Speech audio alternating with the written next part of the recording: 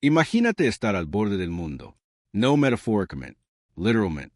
Hielo que se extiende en todas direcciones a lo largo de cientos de kilómetros, sin árboles, sin carreteras, sin ciudades, sin más ruido que el del viento raspando la roca congelada y el leve zumbido mecánico de la maquinaria que lleva funcionando más de un año seguido. Imagínate a ti y a otros 10 hombres creyendo, con absoluta e inquebrantable certeza, que aún estáis en guerra, que en algún lugar más allá del horizonte el Reich sigue luchando, que vuestra misión aún importa, que cada informe que transmitís, cada lectura de temperatura, cada registro de presión barométrica, aún podría ser el dato que cambie el rumbo de la batalla. Ahora imagina que te equivocas. Imagina que la guerra terminó hace 4 meses, que las armas cayeron el 8 de mayo de 1945, que las banderas fueron arriadas, los documentos firmados y millones de personas en toda Europa ya intentaron olvidar. Imagina que el mundo siguió adelante sin ti, mientras permanecías en la oscuridad del Ártico, cumpliendo fielmente con tu deber para con una nación que ya no existía. Esta no es una historia de cobardía, no es una historia de fanatismo, ni de engaño, ni de negación. Es una historia de un aislamiento tan completo, tan perfecto, tan absoluto que un grupo de hombres continuó una guerra que el resto de la humanidad ya había abandonado. Esta es la historia de la Operación Audegen. Esta es la historia del Dr. Wilhelm Deche y de la última unidad militar alemana que se rindió en la Segunda Guerra Mundial, 4 meses y 27 días después de que todos los demás le pusieran las armas. Y cuando finalmente se rindieron, no lo hicieron ante un general, no entregaron sus armas a un oficial al mando de las fuerzas aliadas. Se rindieron ante el capitán de un barco noruego de caza de focas. Si esto suena como el remate de un chiste macabro, lo es. Pero también es, contra todo pronóstico, una de las historias más sutilmente humanas surgidas de la guerra más inhumana de la historia. Para entender cómo un grupo de soldados alemanes terminó aislado en el Ártico, luchando aún en una guerra que había terminado, hay que comprender algo en lo que la mayoría de la gente nunca piensa cuando piensa la Segunda Guerra Mundial: el clima. No el clima de las playas de Normandía, ni el horror helado de Stalingrado, aunque estos tuvieron una importancia enorme. No, el clima del Atlántico Norte. El clima por encima del Círculo Polar Ártico. El campo de batalla invisible e intangible que lo controlaba todo. Para 1939, todas las grandes potencias militares del mundo comprendían algo que solo recientemente se había hecho plenamente evidente: la guerra moderna dependía de los pronósticos meteorológicos. Los bombardeos solo podían tener éxito si los bombarderos sabían qué tipo de nubosidad esperar sobre sus objetivos. Los convoyes navales solo podían sobrevivir si sus comandantes sabían dónde se estaban formando las tormentas. Los desembarcos anfibios, del tipo que finalmente desembarcaría en Normandía, requerían semanas de cuidadosa planificación meteorológica. Un solo sistema de baja presión inesperado podía paralizar a toda una fuerza aérea. Una tormenta sorpresiva podía dispersar una flota naval. El clima no era un telón de fondo de la guerra. El clima era un arma. En 1939, 1940 y 1941, los alemanes contaban con una importante ventaja meteorológica. Los patrones climáticos dominantes sobre Europa se originan en el Atlántico Norte. Se desplazan de oeste a este, desde el vasto océano abierto hacia el continente, transportando consigo los sistemas de presión, la humedad y los gradientes de temperatura que determinarán el clima del día siguiente en Francia, Alemania, Gran Bretaña y el Frente Oriental. Quien lograra observar e informar primero sobre esos sistemas meteorológicos, desde estaciones situadas muy al norte y al oeste, disponía de una ventaja de inteligencia incalculable. Los alemanes lo entendieron. Los británicos también, razón por la cual hicieron todo lo posible para impedirles el acceso a las regiones árticas y subárticas, donde las estaciones meteorológicas les proporcionarían horas cruciales de aviso previo.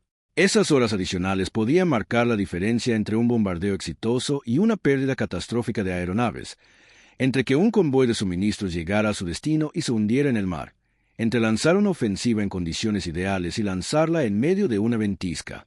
Esta carrera armamentística meteorológica fue uno de los escenarios más secretos de toda la guerra. Ambos bandos enviaron expediciones a remotas islas del Ártico: Groenlandia, Islandia, Jan Mayen, Spitsbergen, las Islas Feroe, para establecer estaciones meteorológicas. Ambos bandos atacaban las estaciones del otro cuando las encontraban. Buques meteorológicos alemanes, camuflados como arrastreros de pesca, patrullaban el Atlántico Norte antes de ser capturados uno a uno. Los británicos capturaron libros de códigos meteorológicos alemanes de barcos hundidos, una contribución al desciframiento de enigma que casi nunca se menciona en la historia popular. Y, sin embargo, la guerra por el clima continuó, año tras año, en silencio y bajo el hielo. Para 1944, Alemania estaba perdiendo esta batalla, al igual que todas las demás. Los aliados habían establecido puestos de observación meteorológica en Islandia, Groenlandia y gran parte del Atlántico Norte. Los buques meteorológicos alemanes habían sido destruidos o expulsados en su mayoría. La capacidad de la Luftwaffe para realizar vuelos de reconocimiento meteorológico sostenido se deterioraba rápidamente. El alto mando de la Wehrmacht volaba cada vez más a ciegas en materia meteorológica, tomando decisiones sobre las operaciones basándose en información incompleta o desactualizada. Y ahora, con la invasión aliada de Europa Occidental claramente inminente, todos sabían que iba a ocurrir, solo se desconocía cuándo y dónde. Los datos meteorológicos precisos del Atlántico Norte eran más cruciales que nunca. Fue en este contexto que el ejército alemán, en el verano de 1944, tomó una decisión que daría lugar a uno de los epílogos más extraños de la historia de la guerra. Decidieron enviar un pequeño equipo de hombres a la isla habitada más remota del Ártico europeo y dejarlos allí. Nordøstlandet. Su nombre, traducido del noruego, significa simplemente Tierra del Noreste. Es la segunda isla más grande del archipiélago de Svalbard, situada al norte de paralelo 79 norte, aproximadamente a 800 kilómetros al norte de la Noruega continental, en pleno océano Ártico. Es un lugar de una belleza sobrecogedora y agreste. Unos 14.000 kilómetros cuadrados de roca, hielo y permafrost. Alrededor de 3/4 partes de su superficie están permanentemente cubiertas por glaciares. En invierno, el sol no sale durante meses. En verano, no se pone. Las temperaturas descienden regularmente hasta los 40 grados bajo cero. El viento que sopla desde el casquete polar tiene una violencia sin parangón en el mundo templado. Es, en todo sentido de la palabra, el límite de la tierra habitada. Fue allí donde el ejército alemán decidió establecer lo que llamaron Estación Audegen. Audegen es una palabra alemana arcaica que significa guerrero, literalmente, un hombre que lucha con una espada. Hay algo casi poético en ese nombre ahora. Casi. La misión se definió con precisión militar. Un equipo de hombres experimentados, científicos, técnicos y un comandante militar sería transportado a Nordøstlandet en submarino y barco. Allí establecerían una estación meteorológica permanente. Tomaría mediciones meteorológicas a intervalos regulares, temperatura, presión barométrica, humedad, velocidad y dirección del viento, nubosidad. Codificarían estas observaciones y las transmitirían por radio al Cuartel General Meteorológico alemán. Estas transmisiones se utilizarían para pronosticar el tiempo en el Atlántico Norte y el norte de Europa, proporcionando información que podría respaldar las operaciones militares alemanas. Se esperaba que la misión durara durante el invierno de 1944 y principios de 1945.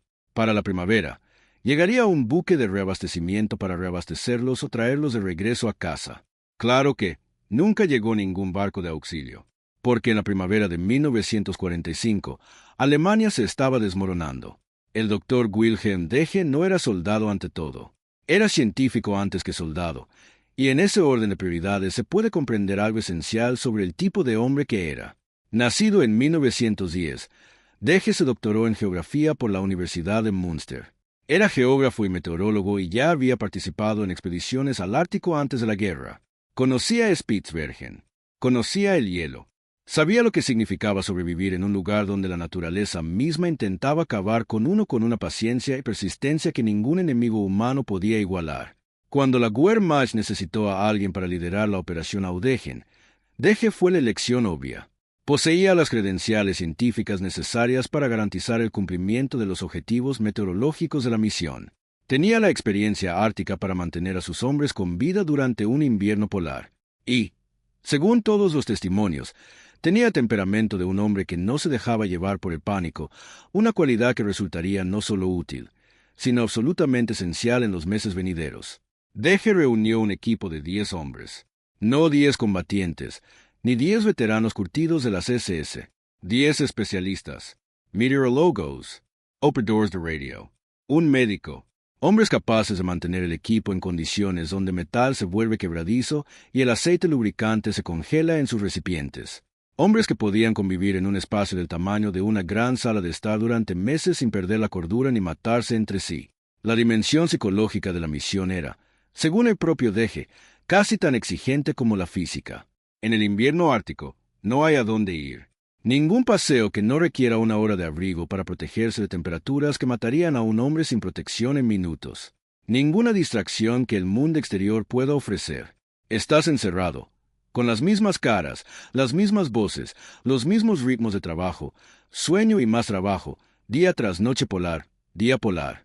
A finales del verano de 1944, fueron entregados en Nordaustlandet.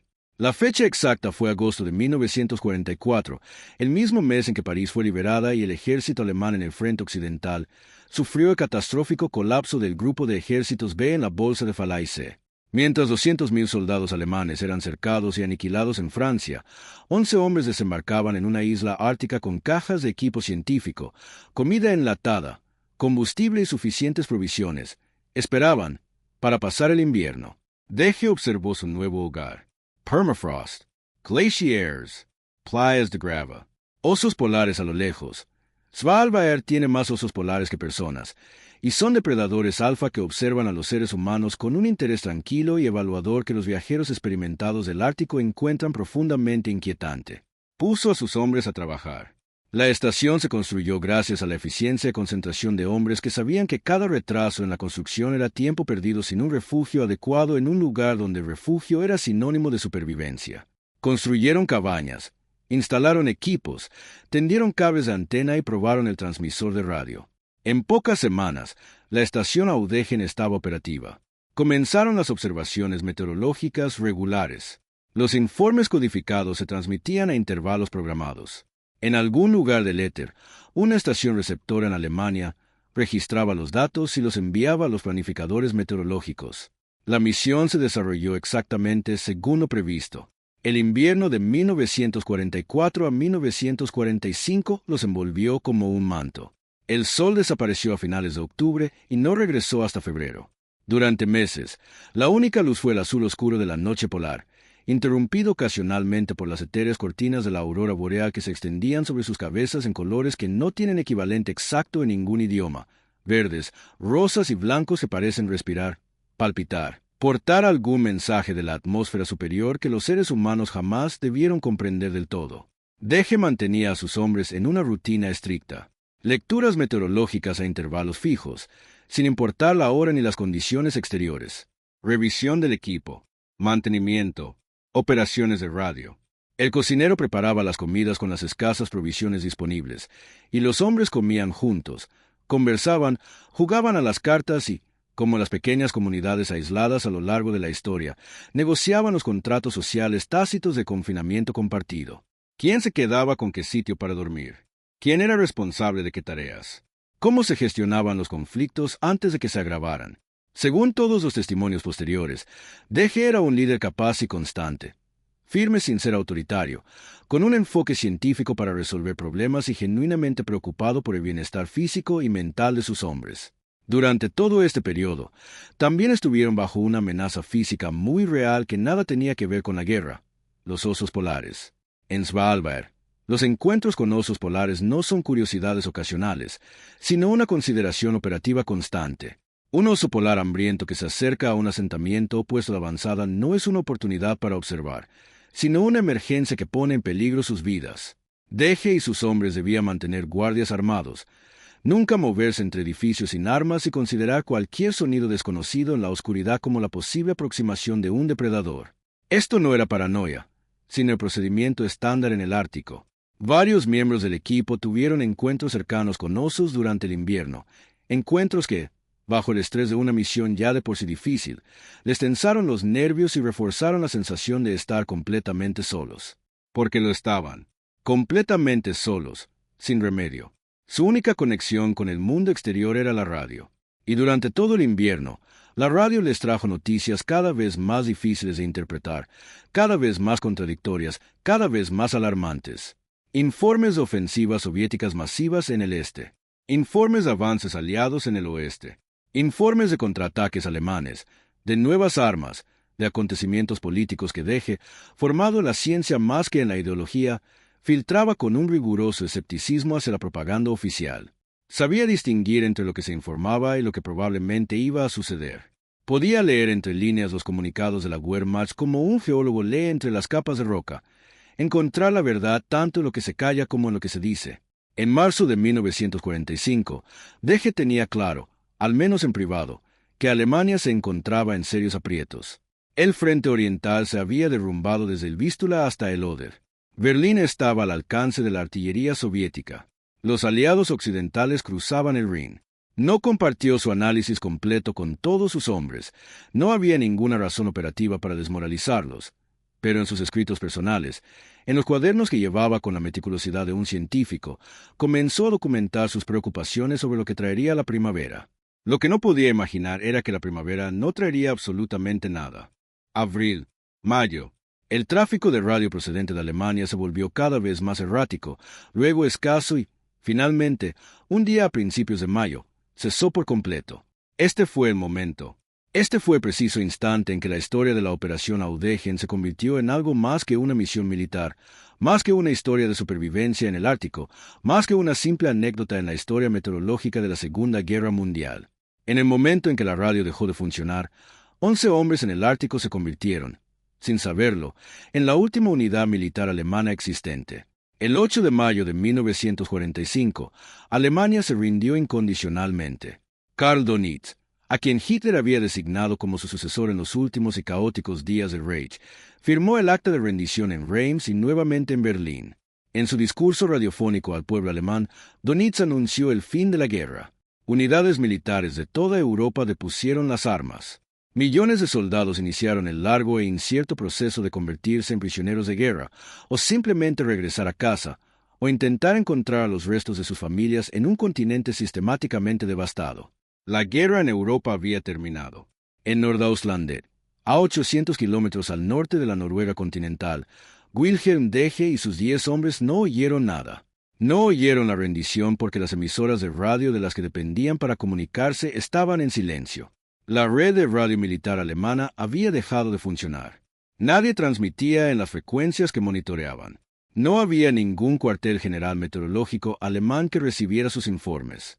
En cierto modo, Alemania ya no existía como fuerza militar operativa. Pero desde donde estaban, en su base ártica rodeados de hielo, permafrost y osos polares, lo único que sabían era que la radio se había quedado en silencio. En el Ártico, el silencio radiofónico tiene muchas explicaciones. Interferencias atmosféricas, fallos en los equipos receptores, condiciones meteorológicas adversas, actividad solar. Las altas latitudes de Svalbard son conocidas por sus dificultades en las comunicaciones radiofónicas. Las condiciones ionosféricas que hacen que las auroras boreales sean tan espectaculares también causan estragos en las transmisiones, provocando que las señales se debiliten, se interrumpan o desaparezcan por completo durante días. Deje y sus hombres lo habían experimentado durante todo el invierno. Los apagones radiofónicos no eran inusuales. Eran frustrantes y aislantes, pero normales. Así que esperaron. Continuaron tomando lecturas meteorológicas.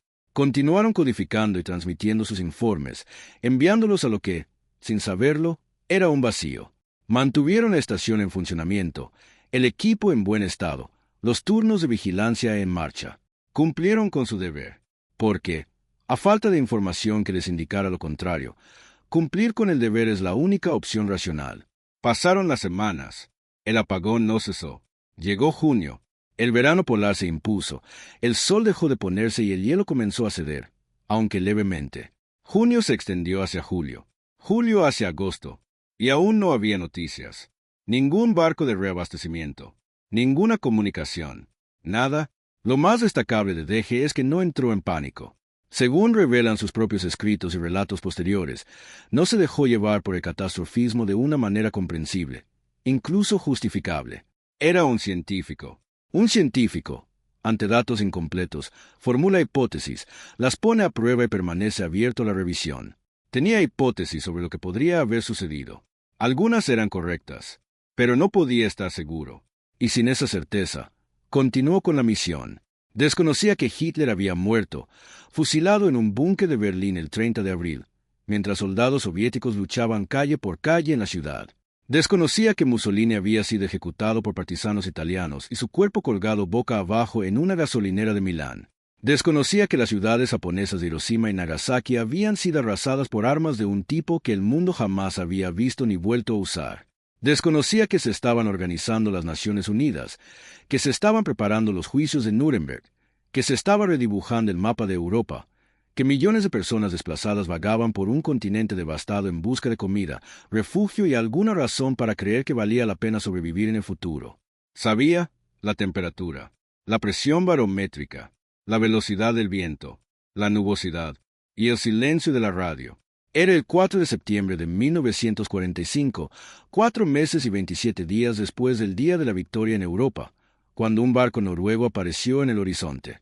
No era un buque de guerra. No era un barco que enarbolara la bandera de ninguna de las potencias aliadas.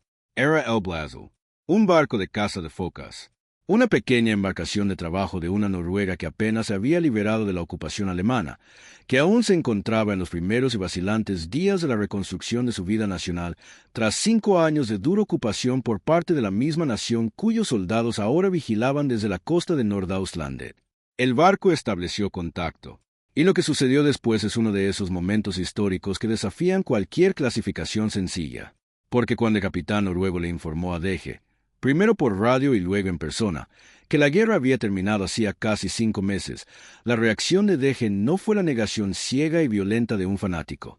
No fue la incredulidad teatral de un hombre que había construido toda su identidad en torno a una causa y no podía abandonarla. Fue, según todos los testimonios, algo mucho más humano. Fue la asimilación atónita, lenta y cuidadosa de un hombre que se enfrenta a una información que lo cambia todo, y que se toma el tiempo cuidadoso y científico, para evaluarla adecuadamente. Lo creyó. En el fondo, sabía que era verdad. El silencio de la radio, la no llegada del barco de socorro, la ausencia total de comunicación durante casi 5 meses. Todo se resolvió, en un instante, formando una imagen coherente. La guerra había terminado. El Reich había caído. Ya no eran soldados de un estado en funcionamiento. Eran simplemente 11 hombres en una isla ártica, muy lejos de casa, armados con fusiles y equipo meteorológico. Deje tomó una decisión. Se rendiría, formalmente, como es debido, respetando todo el protocolo militar, porque incluso en el fin del mundo, en la cubierta de un barco de caza de focas, en el Océano Ártico en septiembre de 1945, algunas cosas merecían hacerse correctamente. Reunió a sus hombres. Les contó lo sucedido. Los guió en el proceso de rendición formal ante el capitán noruego del Blasel, representante de una nación que Alemania había ocupado, oprimido y explotado durante 5 años, lo que hace que el momento sea aún más complejo, aún más cargado de ironía histórica, de lo que podría parecer de otro modo. Las armas fueron entregadas. La estación fue documentada, y 11 hombres que habían pasado 13 meses en el Ártico creyendo que servían a su país abordaron un barco que los llevaría al sur, de regreso a un mundo que había cambiado más allá de su capacidad de imaginarlo por completo, de regreso a una Alemania que ahora era un fragmento dividido, ocupado y destrozado de lo que había sido cuando partieron. La última unidad militar alemana de la Segunda Guerra Mundial se había rendido, no con estruendo, ni con ceremonias, ni dramatismo, ni el rugido de la artillería.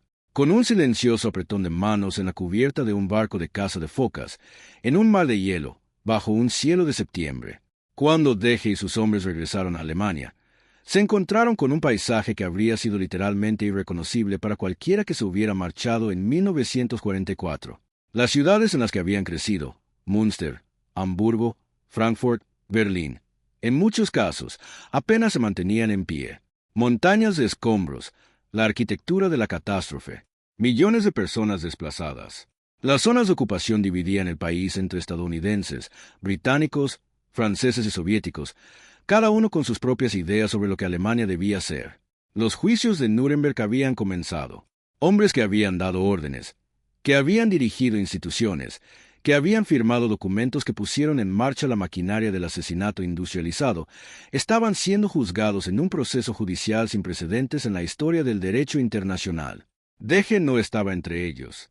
Era un científico que había liderado una misión meteorológica en el Ártico. Lo peor que se puede decir de la Operación Audegen es que proporcionó datos meteorológicos a un régimen que utilizó información militar para librar una guerra de agresión y genocidio. Pero esos mismos datos meteorológicos estaban siendo recopilados simultáneamente por estaciones aliadas, y la ética de la observación meteorológica en tiempos de guerra es tan compleja que el consenso histórico ha sido, en general, que Deje y sus hombres eran soldados que realizaban un trabajo técnico, no artífices de atrocidades. Retomó su carrera científica. Escribió un libro sobre la experiencia, publicado años después con el título Observador Meteorológico en el Ártico, que sigue siendo una fuente fundamental para los historiadores que estudian tanto la exploración del Ártico como la dimensión meteorológica de la Segunda Guerra Mundial. En el ámbito académico de la posguerra, se convirtió en lo que siempre había sido en el fondo, un geógrafo, un científico, un observador atento del mundo natural. No fue aclamado como un héroe, no fue condenado como un criminal. Ocupó ese vasto, complejo y profundamente incómodo espacio intermedio que la mayoría de los participantes comunes en eventos extraordinarios se ven obligados a habitar. Un hombre que sirvió a su país en un puesto técnico, que dirigió a sus hombres con cuidado y competencia, que se rindió con dignidad cuando la rendición se convirtió en la única opción racional, y que luego vivió tranquilamente y murió en 1979 tras haber dejado constancia escrita de su experiencia para que la historia tuviera algo con lo que trabajar. Hay historias de la Segunda Guerra Mundial que se cuentan por su magnitud. Los millones de soldados, la enorme capacidad industrial, las grandes decisiones estratégicas de generales y políticos que moldearon el destino de las naciones.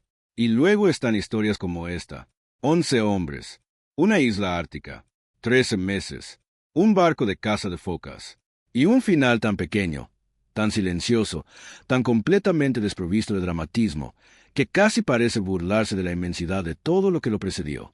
Pero esto es lo que realmente nos revela la historia de la Operación Audegen, si estamos dispuestos a escuchar con suficiente atención. Nos habla de la naturaleza del deber, de lo que significa seguir desempeñando el trabajo cuando el contexto para ese trabajo se ha desvanecido por completo.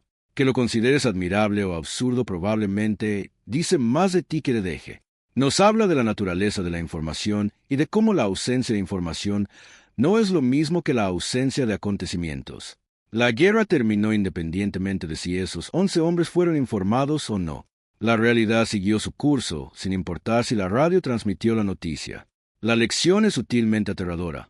Todos, de diferentes maneras, operamos con información incompleta, tardía o errónea, tomando decisiones con una confianza que puede ser totalmente infundada.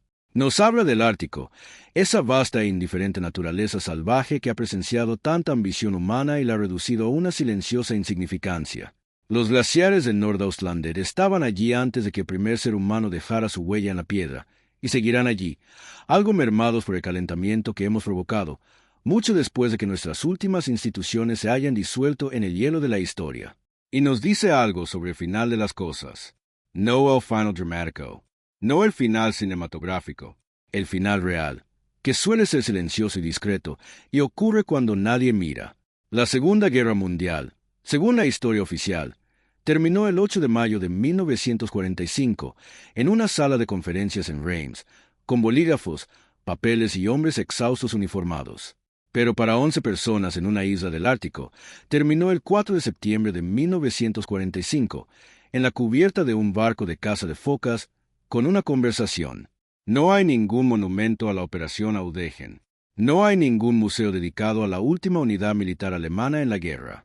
Hay un libro escrito por un científico meticuloso que consideró importante que la experiencia quedara registrada. Hay una anotación en los registros históricos.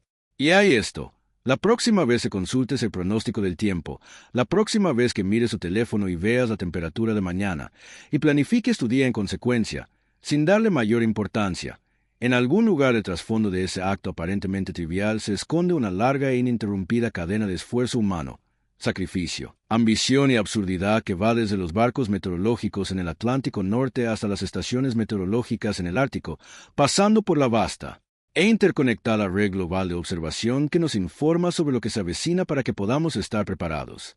11 hombres atrapados en el hielo mantuvieron intacta su parte de la cadena, incluso cuando la cadena misma ya se había roto. Si esta historia te hizo reflexionar, si te hizo pensar, aunque sea por un instante, en las personas invisibles de cada gran acontecimiento histórico, aquellas que nunca aparecen en las fotografías ni en los titulares, entonces comprenderás por qué historias como esta importan. La historia no la hacen solo generales y políticos. La hacen los 11 hombres del barco de caza de focas y el científico que lo escribió todo para que el resto de nosotros supiéramos qué sucedió. Si este video te conmovió, te enseñó algo, dale a me gusta. En YouTube, cada me gusta le indica al algoritmo que una historia merece ser contada, y las historias no contadas como esta necesitan toda la atención posible para llegar a quienes desean conocerlas.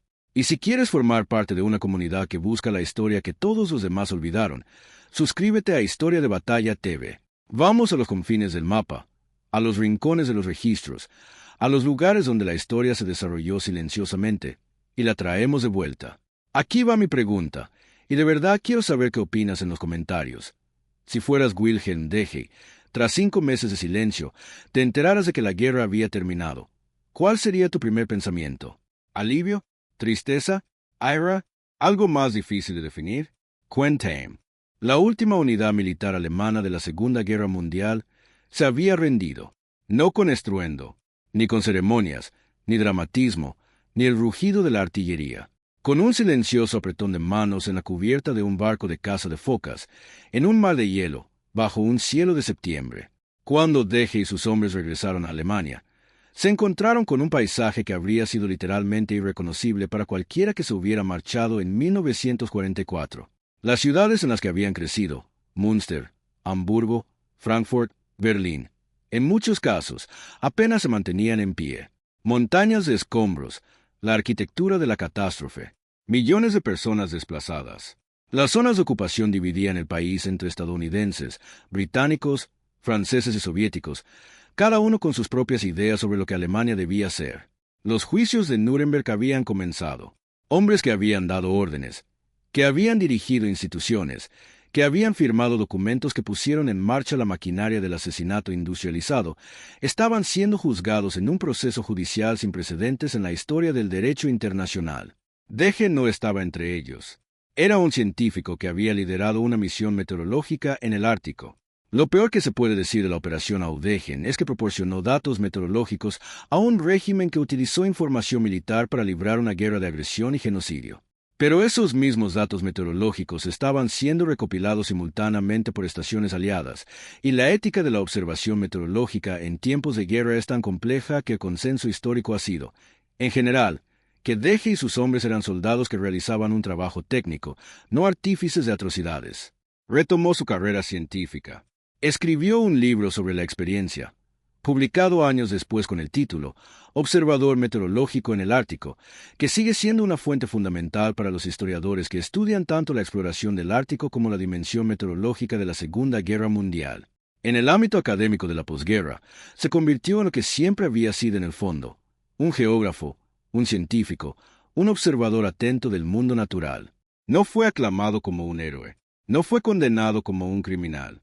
Ocupó ese vasto, complejo y profundamente incómodo espacio intermedio que la mayoría de los participantes comunes en eventos extraordinarios se ven obligados a habitar.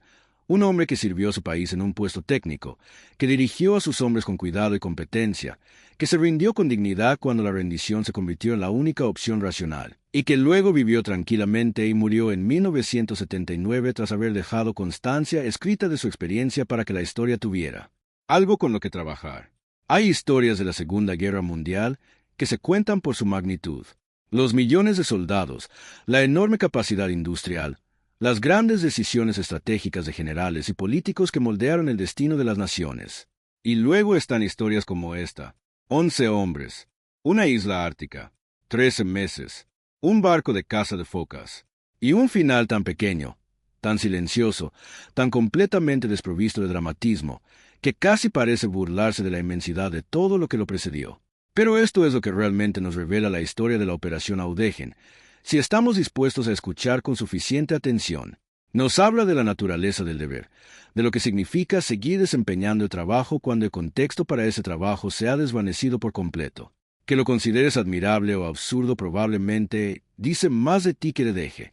Nos habla de la naturaleza de la información y de cómo la ausencia de información no es lo mismo que la ausencia de acontecimientos. La guerra terminó independientemente de si esos 11 hombres fueron informados o no. La realidad siguió su curso, sin importar si la radio transmitió la noticia. La lección es sutilmente aterradora. Todos, de diferentes maneras, operamos con información incompleta, tardía o errónea, tomando decisiones con una confianza que puede ser totalmente infundada. Nos habla del Ártico, esa vasta e indiferente naturaleza salvaje que ha presenciado tanta ambición humana y la ha reducido a una silenciosa insignificancia.